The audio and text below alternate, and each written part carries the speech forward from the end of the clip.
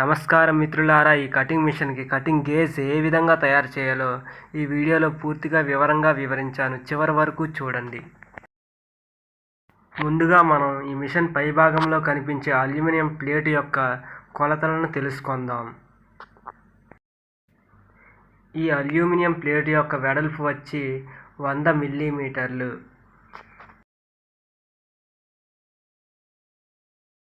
అదేవిధంగా పొడవు వచ్చి 195 మిల్లీమీటర్లు రావడం జరిగింది.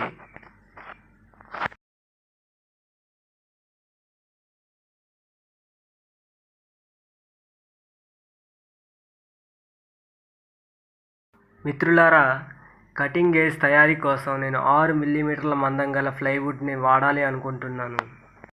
కటింగ్ గేజ్ తయారీ కోసం మనం ఈ 6mm ప్లైవుడ్ను పొడవు 270 మిల్లీమీటర్లు, అదేవిధంగా వెడల్పు వచ్చి 180 మిల్లీమీటర్ల కొలతలో కటింగ్ చేసుకుందాం.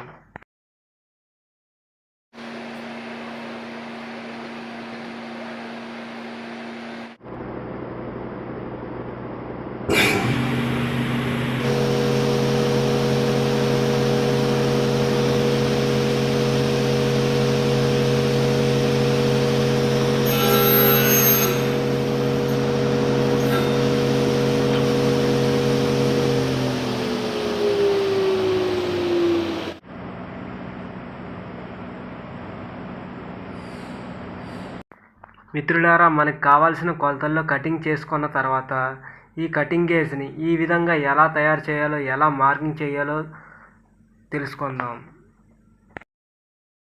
ఈ 6 మిల్లీమీటర్ల మందం గల ప్లైవుడ్పై 3 సెంటీమీటర్ల దూరంలో కొలత తీసుకొని మనం 3 వైపులా డాట్లు పెట్టి ఆ డాట్స్ని కలపాలి. కలిపి వాటిని సరైన పద్ధతిలో కటింగ్ చేసుకోవాలి. అది ఎలాగో ఈ వీడియోలో తెలుసుకుందాం.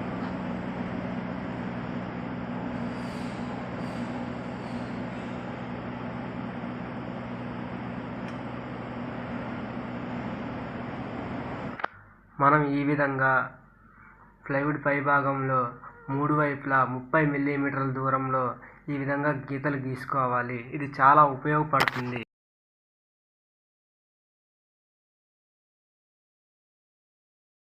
మనం గీసిన 3 గీతలను సెంటర్ పాయింట్లో మనం ఈ విధంగా కటింగ్ మిషన్తో కటింగ్ చేసుకోవాలి.